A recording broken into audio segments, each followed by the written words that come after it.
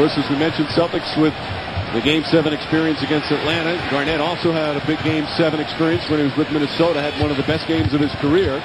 Gets inside, feeding Perkins. Ilgauskas grabbed his jersey, and Perkins still able to put it in.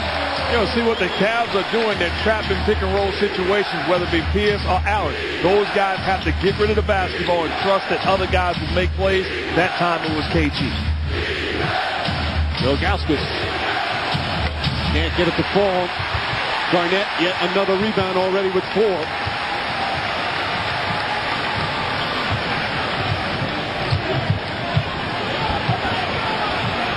Pierce to Rondo. Rondo on the drive. Nice feed to Perkins. Blocked by Zerbiak for the foul. Rajon Rondo getting inside with a beautiful dish. Oh, here's what we're talking about in pick-and-roll situations, whether it be Allen or Pierce with the basketball. They trap those guys. You got to delay, get rid of the basketball, and force the next guy to make the play. KG does that, puts the ball on the floor, and delivers it to Perkins.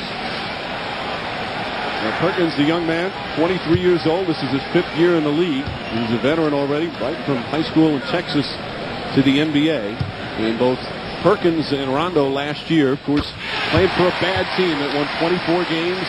Young guys are kind of struggling, had their ups and downs, and now they're in the starting lineup for a team that's competing for a championship.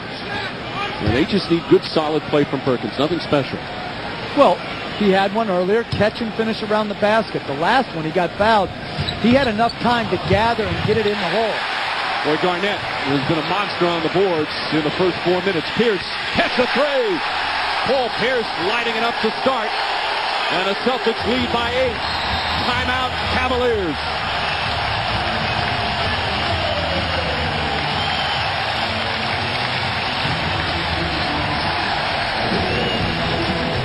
And what are the Celtics doing early? Putting the ball in the hands of Paul Pierce offensively. Rolling on an 8-0 run, and it starts and finishes with Paul Pierce. The truth, the whole truth, and nothing but the truth. You got to dominate the glass tonight. You know that, all right? We got to dominate the glass. Every possession counts. We can't take one of those off, you know, and think it'll make up. That might be the difference. Trust your system, guys. Trust your teammates. But most importantly, trust yourselves. All right? Dominating the glass so important because in Game 6, that's where the Cavs really was able to take control. They're a great offensive rebounding team. One of the reasons they miss more shots than most people. They don't have a high field goal percentage, so more opportunities, but they do take advantage of those opportunities. Well, I like what Dr. has said, that, hey, what we've been preaching all season long, it mattered in Game 1. It does not change. Game 1 of the season, that is. It does not change since it's Game 7. Continuing to do the things that we've done all season long. Shot clock winding down. Pierce badgering LeBron James, makes him take a bad shot, but Perkins touches it out of bounds. And they'll get a new 24.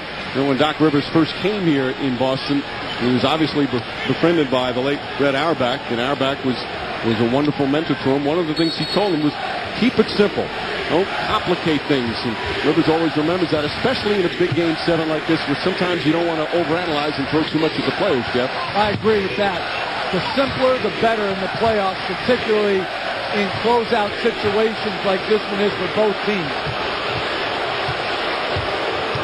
James looking to post up Pierce. Excellent defense from Pierce again. Makes him take another difficult shot. Here's Rondo. Coast to coast. Back pass for Pierce. Blocked by Ilgauskas.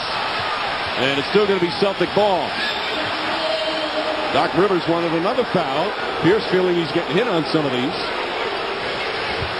Almost 6 minutes into this ball game, it's been Paul Pierce that's been the best player on both ends of the floor, offensively, but also, more importantly, as Coach touched on, defensively, making life tough for LeBron. Garnett, and that won't count. Perkins with a moving screen, and the Celtics turn it over.